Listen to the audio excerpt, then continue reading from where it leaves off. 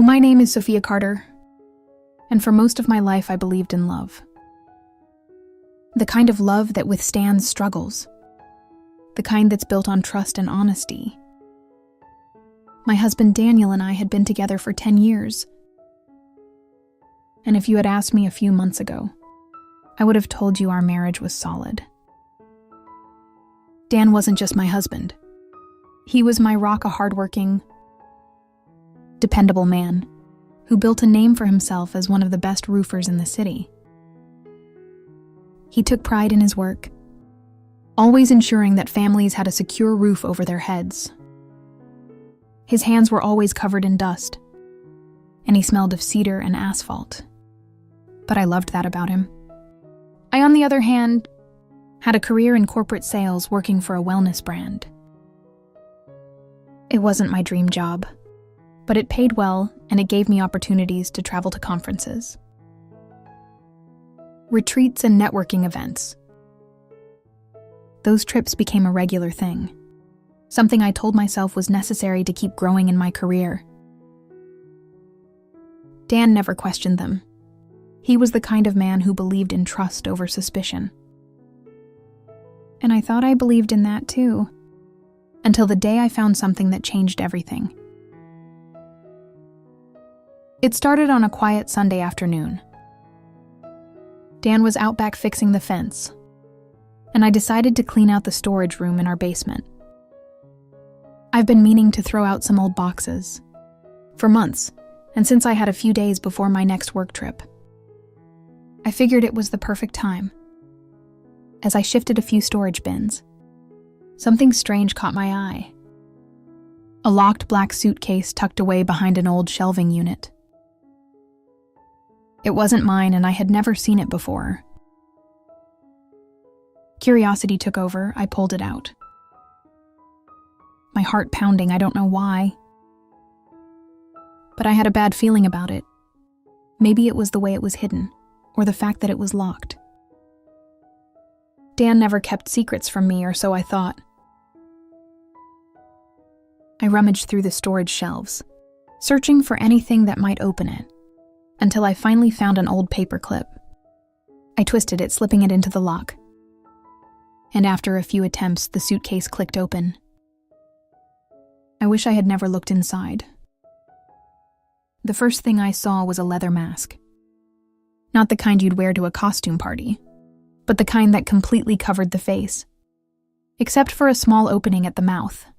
It was jet black, made of thick, expensive material, but that wasn't all. There were thick metal cuffs, a blindfold, and a neatly folded black suit made of the same glossy leather. I touched it, feeling the cold, unfamiliar texture against my fingertips. The entire suitcase smelled like rubber and chemicals, and an eerie chill ran down my spine.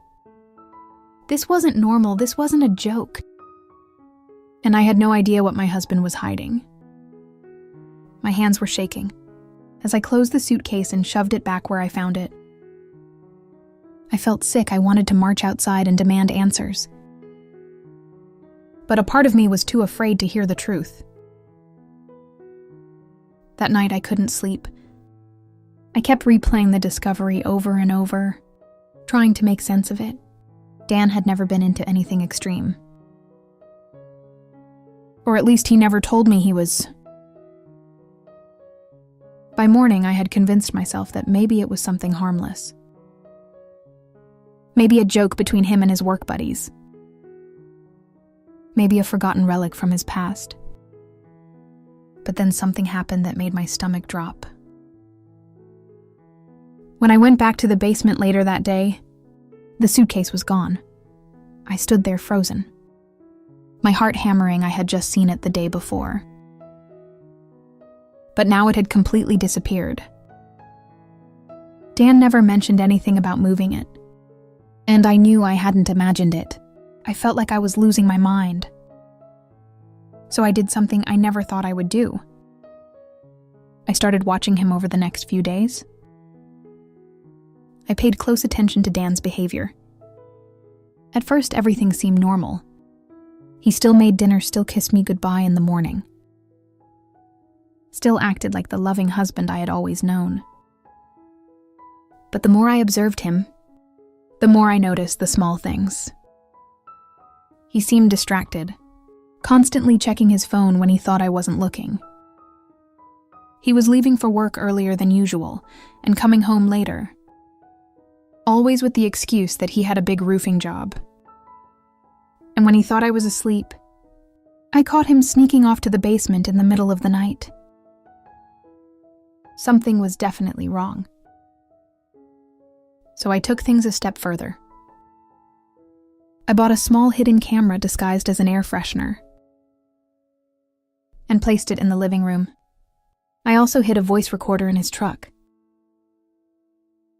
I felt guilty, like I was betraying his trust. But deep down, I needed to know the truth. And what I found out made my blood run cold. At first, the recordings didn't show much. Just normal conversations, casual phone calls with clients, and background noise from his work sites. But on the third day, something changed. Dan was in the car talking to someone on the phone. His voice was low, cautious. "Yeah, I took care of it. She doesn't suspect anything." My heart stopped. I turned up the volume. "No, she hasn't found out about the other stuff. But I need to be careful, she's been watching me." I dropped the recorder, my hands shaking. Who was he talking to? What was he hiding? I had no answers, just a feeling that my husband wasn't the man I thought he was. And I was about to find out just how deep the lies went. The cold night air pressed against my skin as I crouched beside Jake. Our breath slow and controlled. The towering iron gates loomed before us, casting long shadows under the pale glow of security lights. Beyond them, the mansion stood like a fortress, its tall, pristine columns exuding wealth and secrecy. It was clear that this place was no ordinary retreat. Dan's knuckles whitened as he clenched his fists, his mind racing with questions. Why would Jenna and the other women be here? Who were those men, and what exactly was going on behind these walls? Jake exhaled sharply beside him. "We can't just sit here, man. We need to find a way in." Dan scanned the perimeter. The fence extended in both directions, disappearing into the dense tree line. Security cameras were mounted at intervals, sweeping over the area with mechanical precision. A direct approach wasn't an option. They needed to be smart. "Let's circle around," Dan whispered. "Maybe there's a blind spot somewhere." Jake nodded, and the two moved cautiously through the underbrush. Keeping low, the forest was dense. But after a few minutes of creeping forward, they spotted a section of the fence that had a slight gap beneath it. Where the ground had eroded, it wasn't much, but it might be enough. Jake tested the gap first, laying flat and shimmying under the fence with slow, deliberate movements. Dan followed, his heart pounding as he pulled himself through the dirt. Once on the other side, they pressed against the tree line. Watching for movement, the mansion was eerily quiet. Soft ambient lighting glowed from within. And through the windows, Dan could see elegant chandeliers and plush furniture. It looked like a high-end estate, the kind of place owned by someone with money to burn. Jake tugged on Dan's sleeve. "There's a service entrance near the back." They moved quickly but cautiously, hugging the walls as they reached a side door. To their surprise, it was slightly ajar, as if someone had forgotten to lock it. Dan exchanged a wary glance with Jake before slowly pushing it open. Inside, they stepped into a dimly lit hallway with marble floors. The walls were adorned with paintings that looked expensive, their frames gilded and ornate. Everything about this place screamed luxury. But something felt off. They listened carefully. Distant voices echoed from deeper inside. And as they crept forward, the murmur of a low conversation became clearer. Scheduled for midnight, they'll be in position. A man's voice deep and authoritative. Another voice quieter replied, and the others. The new ones will be introduced tonight. Make sure they're ready. Dan and Jake froze, their stomachs twisted at the implication. Introduced to what they needed to see for themselves. They followed the corridor, careful to remain unseen, the hallway LED to a staircase that descended into what looked like a basement level. From below, faint music played. A slow, hypnotic tune, the kind meant to lull people into a trance.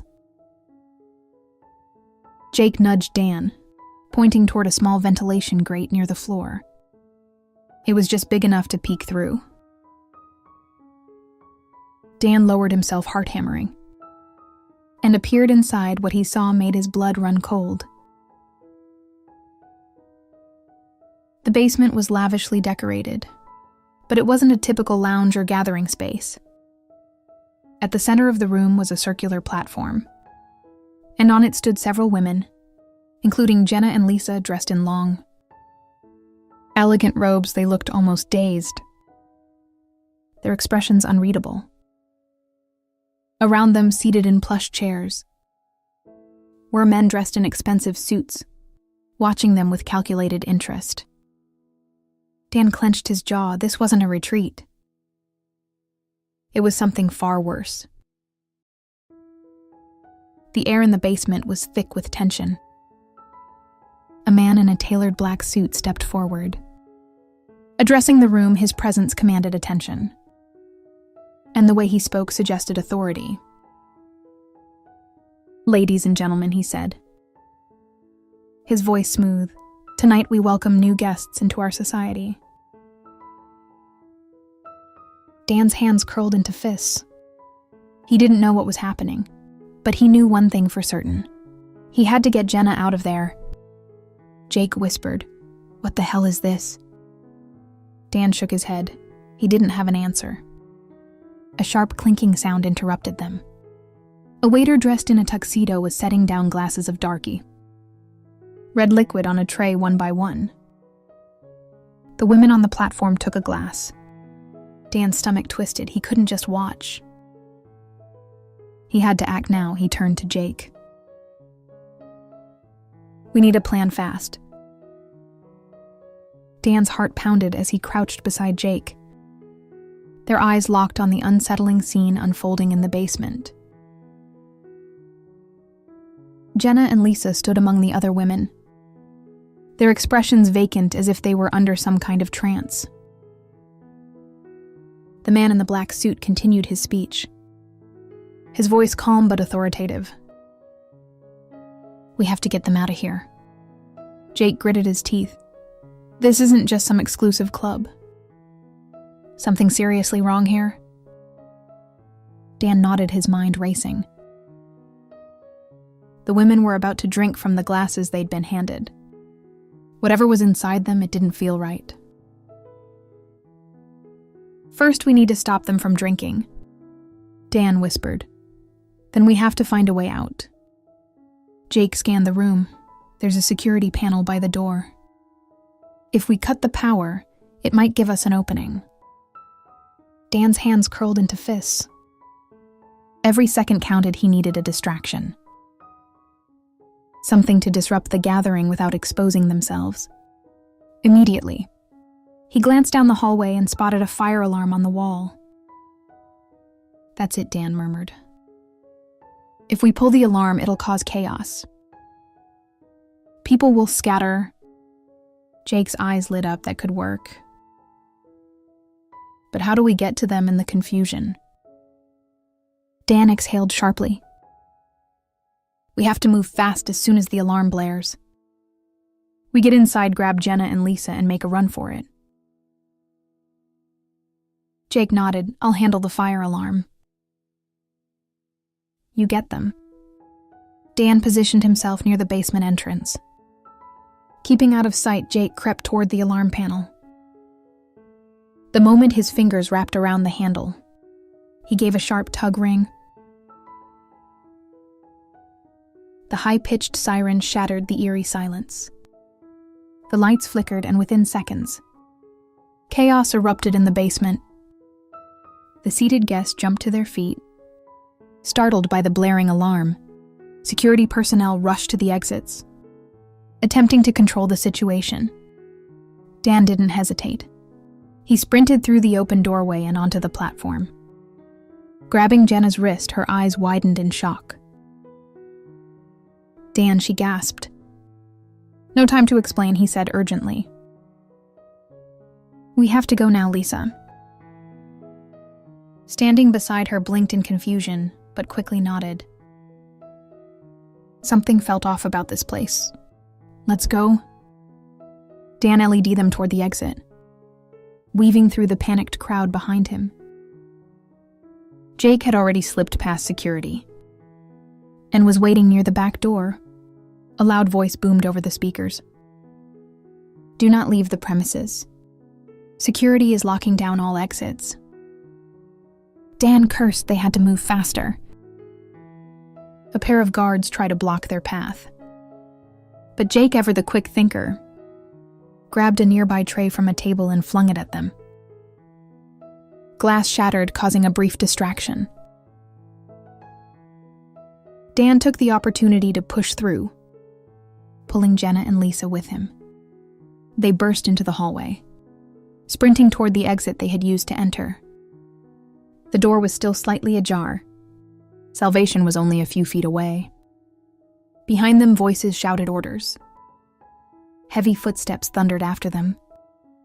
Dan shoved open the door, and they bolted into the night. Jake gestured toward the fence. Same way we came in, go.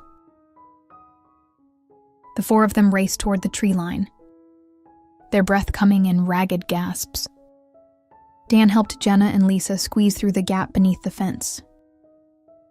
Before diving through himself, Jake was the last one through, barely making it, before a beam of flashlight swept over the spot they had just occupied. They didn't stop running through the dense woods. Their feet pounded against the forest floor.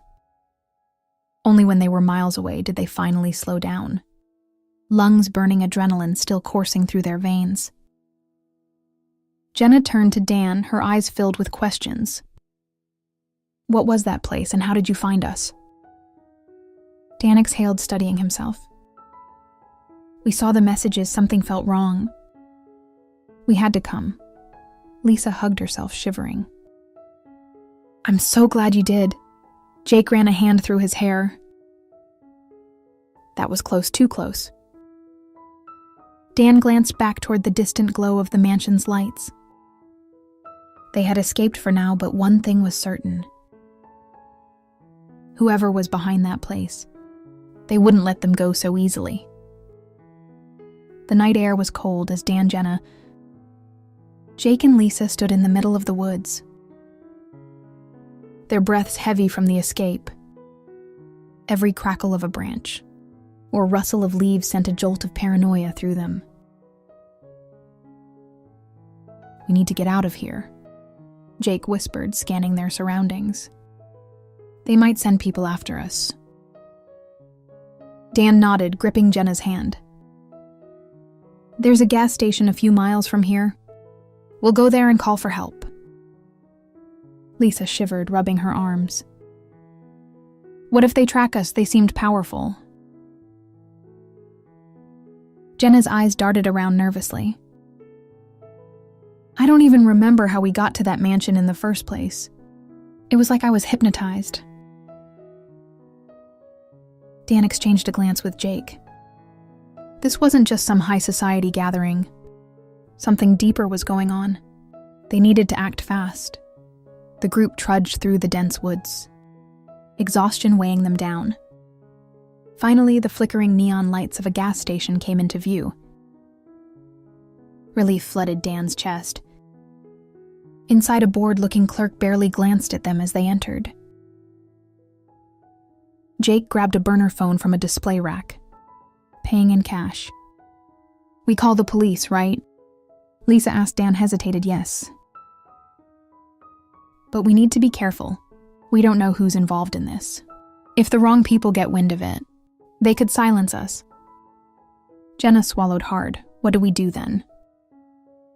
Dan exhaled sharply. We call an anonymous tip in. Say that something dangerous is happening at that mansion. But we don't give them our names." Jake nodded. "Smart.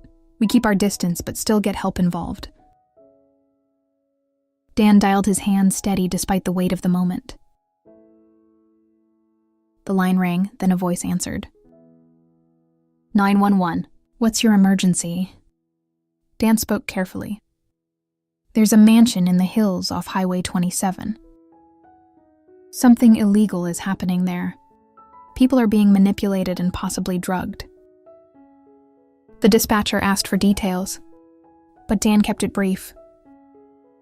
"Just send someone before it's too late." Then he hung up.